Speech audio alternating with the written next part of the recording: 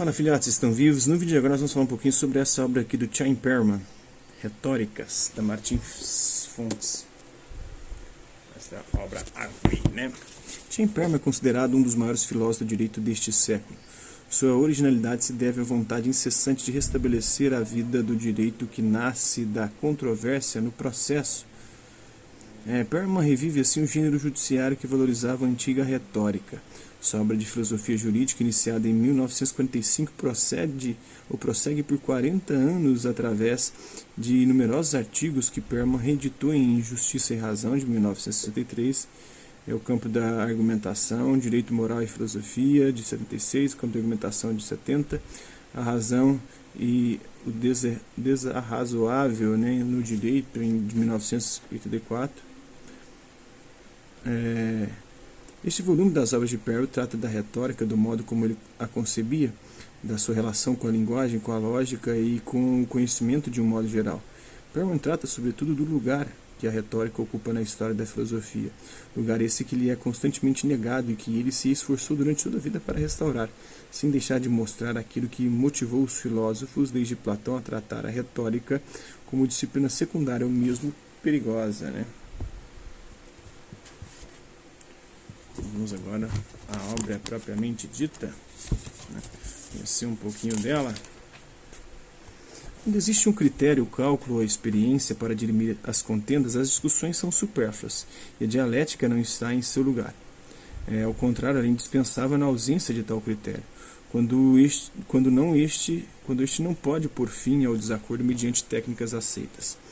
Os raciocínios dialéticos no Parmênides de Platão concluem opondo-se a teses de senso comum pela rejeição tanto das hipóteses examinadas quanto de sua negação. Fornece assim um modelo para a dialética transcendental de Kant e para o raciocínio por absurdo por ela autorizado. Com efeito, se a tese e a antítese podem ser afirmadas simultaneamente e de forma contraditória, tal contradição revela a existência de uma proposição falsa que foi pressuposta de forma pouco crítica. A originalidade da dialética transcendental em Kant é que não são interlocutores diferentes que defendem um a tese e outro a antítese. Se fosse esse o caso, essas seriam apenas expressão de opiniões que, com uma crítica prévia, Kant exclui do campo da filosofia. Para ele, a tese e a antítese são ambas necessárias, expressão de uma razão que ultrapassa os limites do conhecimento legítimo. Essa alusão ou ilusão natural da razão obriga-nos a um exame crítico das premissas implícitas em que as coisas em si e fenômenos se encontram confundidos. A eliminação dessa confusão, graças ao criticismo, permite a Kant apresentá-lo como uma síntese que não dá ganho de causa ao dogmatismo nem ao ceticismo, duas consequências antitéticas da confusão entre coisas em si e fenômenos. Observe-se a esse respeito que a síntese apresentada não resulta de um movimento dialético, automático e impessoal, mas de um rasgo genial de Kant, que o deixava muito orgulhoso. Para Aristóteles, dialético é o adjetivo aplicado aos raciocínios. O raciocínio dialético não é, como o raciocínio analítico, um raciocínio necessário que tira sua validade e sua conformidade às leis da lógica formal. Neste último, ou as premissas são verdadeiras, e nesse caso a correção do raciocínio garante a verdade da conclusão, ou são hipotéticas, e então a conclusão também é hipotética, a não ser que o raciocínio chegue a uma conclusão inexata, o que permitiria, se o raciocínio for correto, concluir pela inexatidão de pelo menos uma das premissas. O raciocínio dialético tem um caráter distintivo quando não é formalmente válido, mas somente verossímil ou racional, tal como o raciocínio pelo exemplo. Mas então, para considerar ponto pacífico a conclusão a qual ele chega, é indispensável que esta seja aceita pelo interlocutor. Esse traço distintivo faz que o raciocínio dialético não possa, como analítico, desenvolver-se de um modo impessoal ou automático. Ademais, as premissas desse raciocínio não são com muita frequência nem evidências nem hipóteses, apenas em diálogos erísticos nos quais há empenho em pôr o adversário em dificuldade, diga ele o que quiser, recorrendo a sofismas, é que as premissas não têm muita relevância. Em contrapartida, nos diálogos críticos ou dialéticos, o papel das premissas e a adesão do interlocutor são essenciais. No diálogo crítico, põe-se à prova uma tese do interlocutor, uma hipótese que a própria pessoa pode sustentar, para ver se ela não é incompatível com outras teses asseguradas. O raciocínio dialético em Aristóteles é aquele cujas hipóteses iniciais são racionais, ou seja, aceitas pelo senso comum, pela grande maioria dos homens, ou pelo menos pelos mais sensatos entre eles.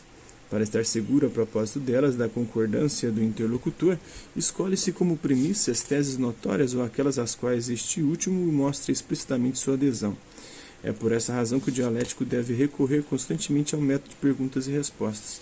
É importante não esquecer que, ao lado do método dialético utilizado nos diálogos, os antigos conheceram outra forma de torneio oratório que se caracteriza não pelo método socrático de perguntas e respostas, mas pela apresentação de dois discursos em sentido oposto, que nos fazem pensar nos dialogoi, né? Nas antilogias de Protágoras. Aliás, é com razão que no Teteto e a propósito da tese de Protágoras sobre o homem em medida de todas as coisas, Platão põe na boca do célebre sofista as seguintes palavras. Essa tese, se és capaz de recomeçar a contestá-la, contesta colocando exposição diante de exposição. Se, porém, preferes proceder mediante interrogações, que seja mediante interrogações. Então, esse é um trecho dessa obra retórica do Chaim Perman.